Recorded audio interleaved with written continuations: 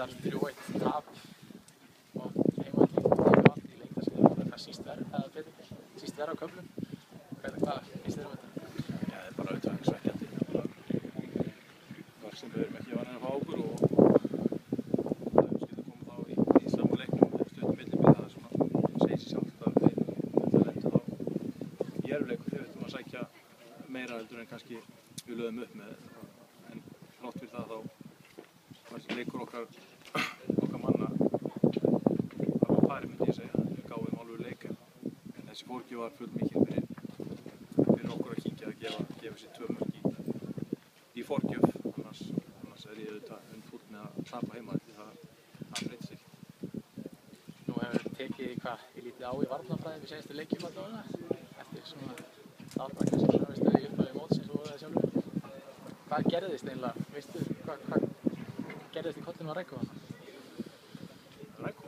Nei, ég meina markmið gera mistök eins og spilara kannski meira ábyrrandi og hefur kannski í þessu tilfelli kannski áhrif á þessu leiksins.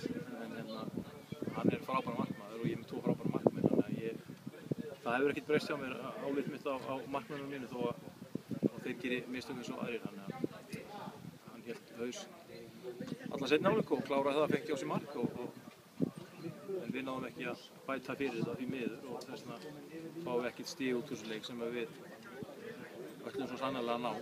En auðvitað má ekki taka af IBVF að þeir eru með massíft og hörkulið og frábæra markmenn svo daga sem hann varði 2-3 gang mjög vel það sem maður kannski vilja sjá boltan í. Nú þessi umtalaði leikmannaskipti mjög áfram á morgun. Hyggstu eitthvað bæta við eða bara samið leikmann á okkur á? Það alls ekki í plönunum að sækja ykkur nýjum nöfn. Ég er ánægður með þennan leikmannahóp sem er í Þór. Ánægður með þessa leikmenn og við erum góð og breytt þannig að það er ekki í plönunum en eins og margótt hefur komið fram þá veit maður aldrei hvernig fótboltinn fungerir í þessu. Ég meina þetta er menn sem koma og fara í bæði lán og annað en ekki það að ég hafi verið að skoða einhverja leikmenn til að styrkja. Ég sáttu þau sem ég hef en auðvitað verið að skoða málin ef við lendum í enn meiri vandræðum. Þannig að þið mætið bara fíla eldir í næsta leik ykkur Breiðablik?